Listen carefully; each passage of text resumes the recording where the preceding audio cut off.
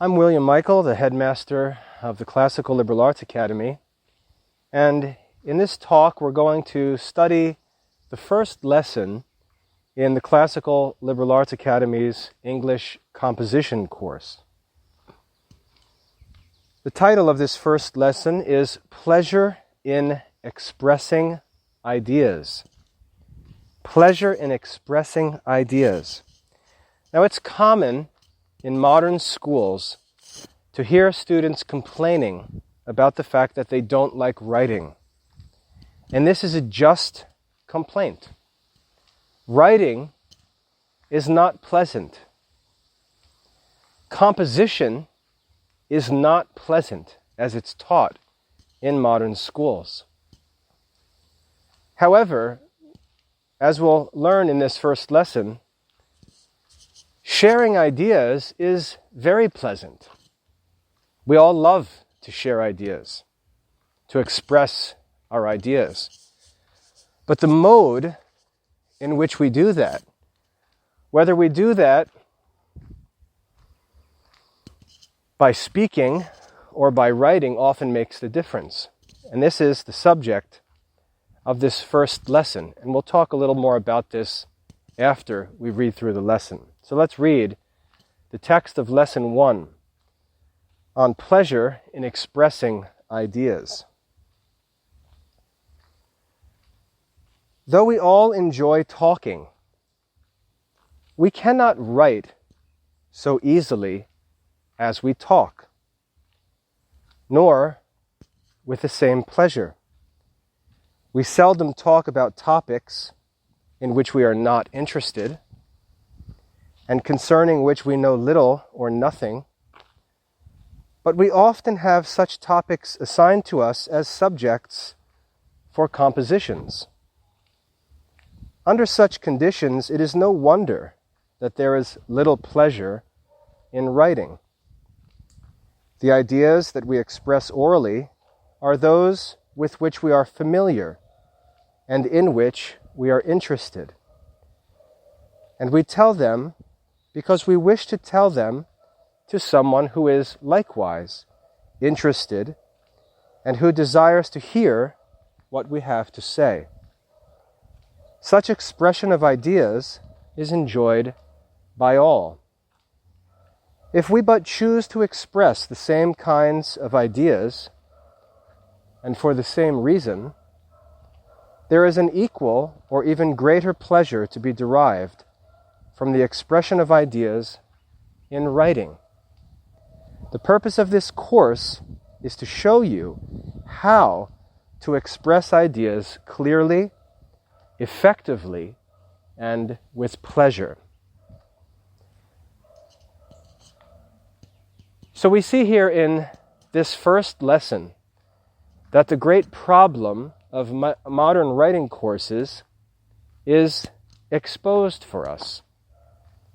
Modern schools, when they want to teach children composition, sit them down in desks and assign them writing assignments that no one is interested in. Not only is no one interested in them, but there's no natural audience. And so not only does the writer have to write on a topic that he's not interested in, but he needs to write for an audience that is also not interested in his topic. This is why in class, when the teacher says, "Is there anyone who would like to share his essay?" no one wants to. And there's two reasons why no one wants to share. The first reason is that we don't even want to write the essay in the first place. The second reason is we know that none of our classmates are interested in this topic. No one is interested in what my essay is about. And so we have this double problem in modern schools when they attempt to teach composition. They do it backwards. They do it in a way that's unpleasant from the start. The teacher spends her time in the classroom telling the children to stop talking. Stop talking, stop talking, stop talking. And she labors and labors to try and get the children to start writing, start writing, start writing, not realizing how ridiculous her method is. Her method is shown to be ridiculous by her very behavior as a teacher, constantly telling children to stop talking and begging children to start writing. The reality is right in front of her eyes. The children love talking. They don't like writing. And when we consider what writing is simply the transcription of spoken words. What's natural and pleasant for us is to speak. What's unnatural and artificial for us is to write. And therefore we have to make sure in our minds that we understand that composition is about expressing ideas. It's not primarily about writing.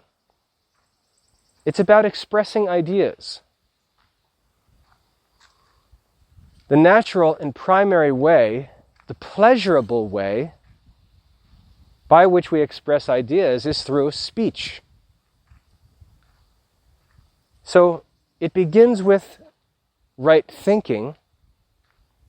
It then moves to right speaking, and then moves to right writing. And so this work of composition should not be considered a work of writing,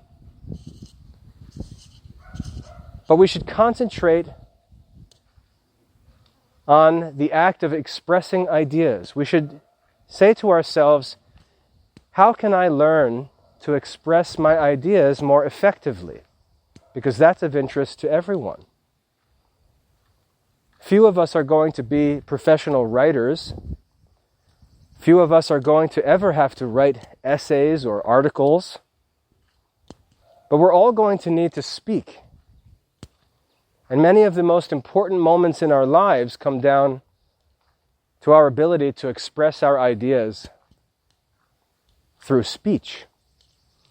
And so as we begin the study of English composition, we want to separate our idea of composition from the idea of modern schools, which are trying to teach 25 children how to write because the arrangement of the school doesn't allow them to speak. That's what's wrong with the modern composition classes. It doesn't matter who teaches them or where they're taught. We should be learning to express our ideas in a pleasurable manner, which is through speaking. The use and purpose of writing comes later. But the truth is, we all enjoy expressing our ideas. We all enjoy talking. And our study of composition is simply a study to learn to express our ideas more effectively.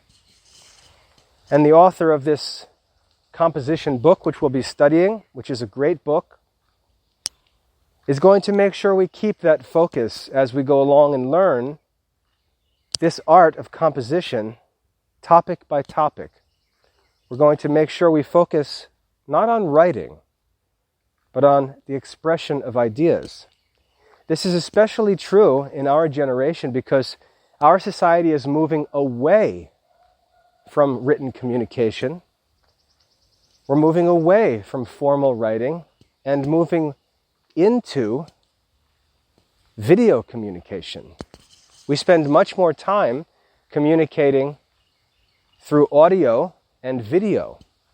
Our technology is allowing us to do that, and the ability to communicate in a video or in a video conference or in a phone call or in an audio chat. We see the popularity of podcasts, YouTube channels, and so on. This is the modern mode of communication. This is how ideas are expressed in the 21st century. And so while there remains a very important place for writing, which I can explain some other time, there will always be an important role of writing. Writing is not going to be the means by which we actually share our ideas with others. And that's why we need to study the art of composition with a focus on expressing ideas, not on writing. So I hope that's a helpful walk through this first lesson. I'm sure that that's going to shake up some parents and students who come into this course expecting another boring writing course. But it's not going to be so, because that's not what this course is about. This is about English composition. And writing is simply one mode of composition. And in all honesty, you'll find that learning to compose by speaking rather than writing is much, much easier and more effective than trying to compose by writing.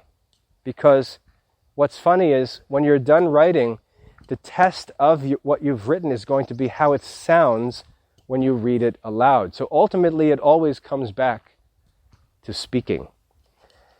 So I wish you good luck in this course. It's a very, very valuable course, and I think you'll find it very helpful. It'll give you a great advantage over other students who, unfortunately, are being led through the boring modern writing courses that our author here will expose as ineffective and imprudent. So go back and read this lesson for yourself, complete the lesson assessment, and we'll move together through this study of English composition. God bless your studies.